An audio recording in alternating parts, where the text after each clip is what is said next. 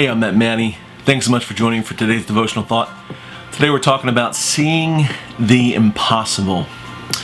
Every year, about 1 in 30,000 babies worldwide are born with achromatopsia. Now, double check me on that pronunciation.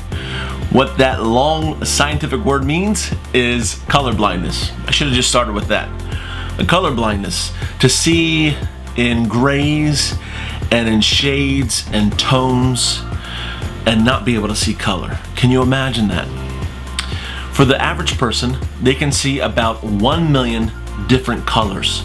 What an incredible world to see around us like that. But for Conchetta Antico, she had tetrachromacy, which sounds like maybe it was a bad thing, but actually for her, she could see not in 1 million colors, but she could see 100 million colors, 100 times what the average person could see.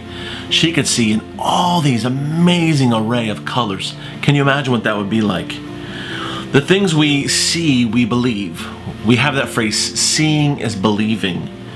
But for Conchetta, her life mission is to find other people like her and to be able to encourage people to develop their skill, to identify this rare gift, and to be able to use it and benefit from it. The disciples, when it came to their lives though, they were limited by what they could see. They were limited by what they couldn't see even. They assumed that what could or could not be was all based on their ability to see. Jesus looked at life through the lens of the Father's capability. The word impossible finds its root in the Greek word posis. We get our words like potion and potent. We get our words potentate and even Poseidon, the Greek god of the sea, from this word posis. It's the idea of power.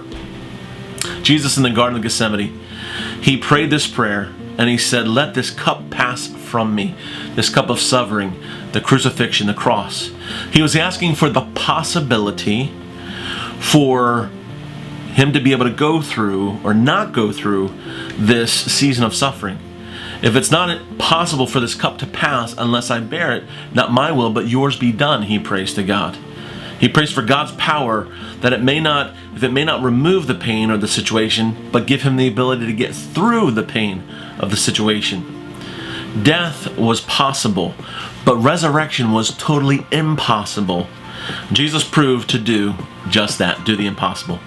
Jesus takes us from blindness, and in the words of that great hymn writer John Newton, who wrote, "I once was blind, but now I see." We can see life by faith of 100 million colors of possibility when we trust Jesus and we see things as he sees them. It's the promise of the impossible. Jesus says this, that with men things are impossible, but with God all things are possible. Our scripture reading for today is taken from Matthew 19:26, Mark 10:27, and Luke 18:27. Thanks so much for joining me.